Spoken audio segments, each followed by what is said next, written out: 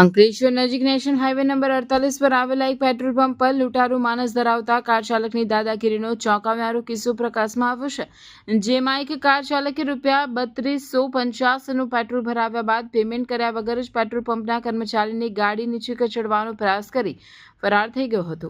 પ્રાપ્ત વિગતો અનુસાર એક કારમાં 4 થી 5 શખ્સો સવાર થઈને પેટ્રોલ પંપ પર આવ્યા હતા અને ગાડીની ટાંકી ફૂલ કરાવી, જ્યારે પંપના કર્મચારી મોહમ્મદ શાહબાજે પેટ્રોલના નાણાંની માંગણી કરી અને QR કોડ આપ્યો, ત્યારે કાર ચાલકે પેમેન્ટ થઈ ગયું હોવાનું કહી અચાનક ગાડી પૂર ઝડપે હંકારી મૂકી હતી।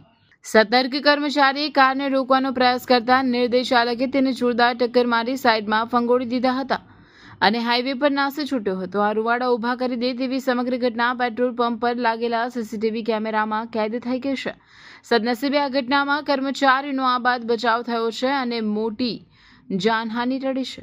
આ મામલે અંકલેશ્વર બી ડિવિઝન પોલીસ મથકે જાણ કરવામાં આવતા પોલીસે CCTV ફૂટેજના આધારે કારના નંબર મેળવી આરોપીઓની ધરપકડ કરવા માટેના ચક્રો ગતિમાન કર્યા છે। હાઈવે પર બનેલી આ ઘટનાએ સ્થાનિક પંપ સંચાલકો અને કર્મચારીઓમાં સુરક્ષાને લઈને ભારે ચિંતા પ્રસરાવી છે।